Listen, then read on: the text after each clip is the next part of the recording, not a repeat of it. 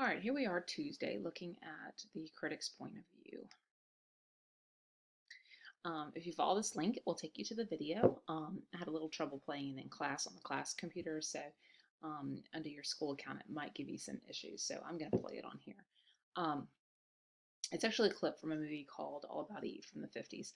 And the questions that are asking are, what techniques does the critic use to analyze the film? How do the clips that the critics choose work well with the commentary? Give one line of commentary that really appeals to you. Why is this a good critique? So do this little exercise and let's look at the video.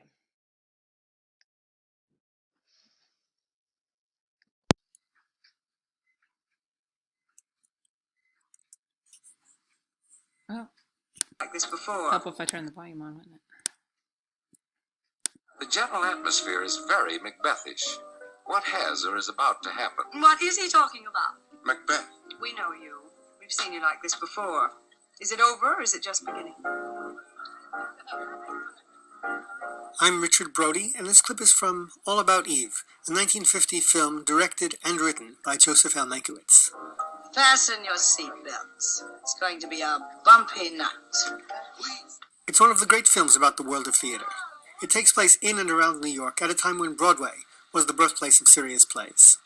But it runs on a paradox, one that gets to the very essence of the art of cinema. Of course, it's a justly beloved, effervescent, and insightful film, one that overflows with the flamboyance of the theater world. Playing that childish little game of cat and mouse. Not mouse, never mouse. If anything, rat. It stars Bette Davis in a gleefully splashy, yet vulnerable performance, as Margot Channing, an aging diva of grand drama, whose age is becoming a problem in the roles she plays. Lord, I'm not 20ish. I'm not 30ish. 3 months ago, I was 40 years old. 40. 4-0. The Eve of the title is Eve Harrington, played by Anne Baxter, a stage-struck young woman who attends every performance of a new play in which Margot stars. Eve ingratiates herself with Margot's best friend, the playwright's wife, and soon becomes an integral part of Margot's circle, indeed of her household. To Miss Eve Haddington.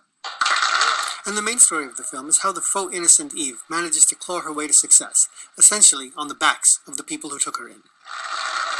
Why is Mankiewicz making a film about the theater? What does he have to do with the world of theater? Mankiewicz went to Hollywood in 1928 at the age of 19. He quickly became a successful screenwriter, producer, and director. So you're going to Hollywood? Mm-hmm. His script is studded with cynical reflections on the sellouts and the vulgarities of Hollywood, even as it drips with earnest praise of the theater's noble, modest, and classically artistic traditions. Yet what goes on backstage is anything but delicate. Under the air of refinement and graceful wit, there flashes the rapier of cynicism and the conspiratorial shiv of power.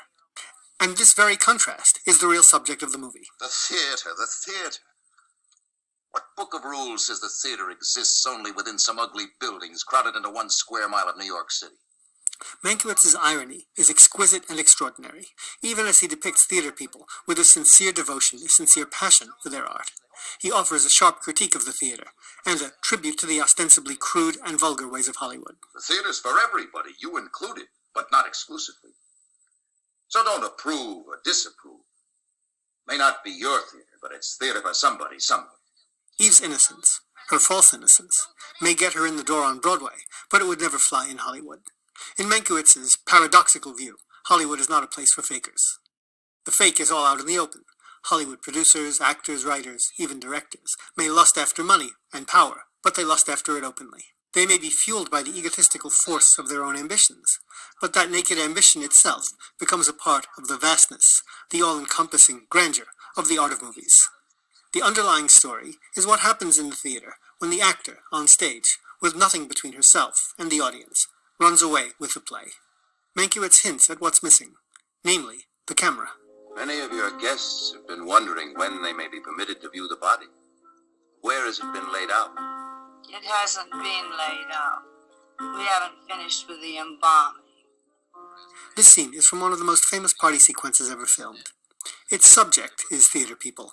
The theater director Bill Sampson delivers a rational and practical view of his artistic milieu.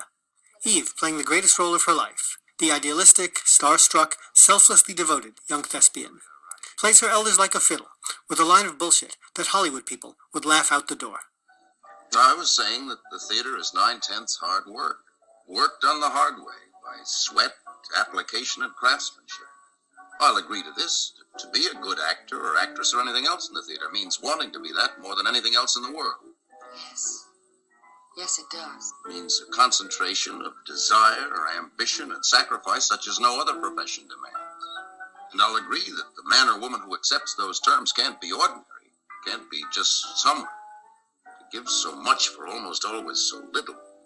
So little. So little, did you say? Why, if there's nothing else, there's applause. I've listened backstage to people applaud. It's like waves of love coming over the footlights and wrapping you up. Imagine to know every night that different hundreds of people love you. They smile, their eyes shine, you've pleased them. They want you. You belong. Just that alone is worth anything.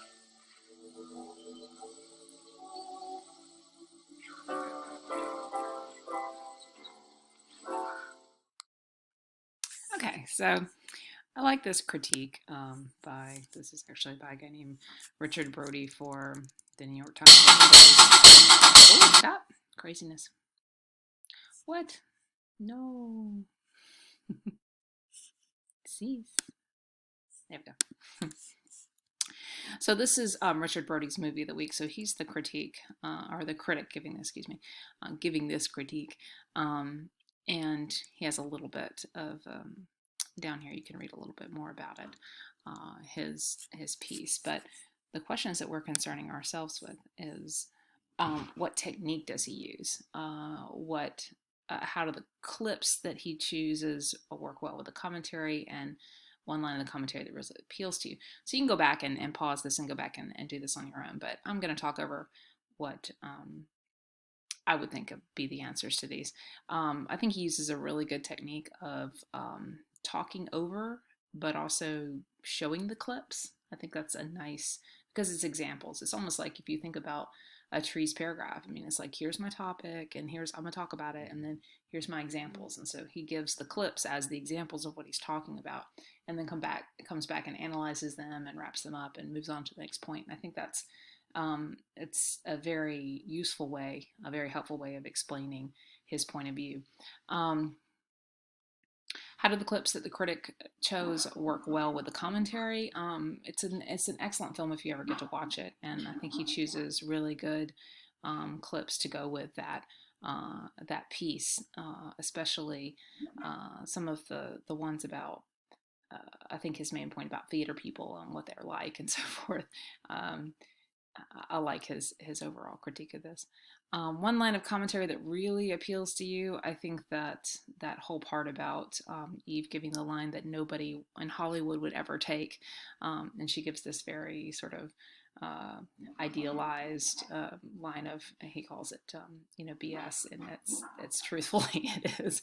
It's very melodramatic, but that's kind of what the critic does, though. He goes through a judge or a critic or anybody looking at a piece of work, and we all are critics to some extent. We all are constantly absorbing media and reacting to it, whether it's a TikTok video or it's a full-length film. You're constantly viewing, taking in media and reacting to it. And so in that way, we're all critics, and this is just taking that same thing that we always do and thinking about it a little bit deeper and putting it in a little more formalized point of view. All right, let's move on to what we're doing this week with our before and after piece. Keep on working on it today. You should have, done your journal yesterday, so working on it, making it better. I went through this process a little more this week because last week, Friday would get here, and I got several pieces of work from people that were journals.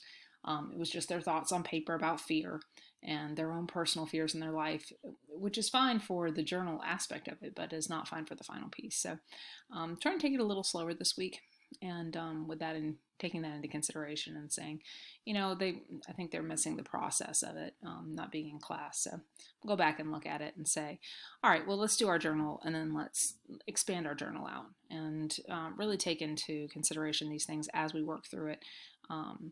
This does not have to be your personal fear. Excuse me.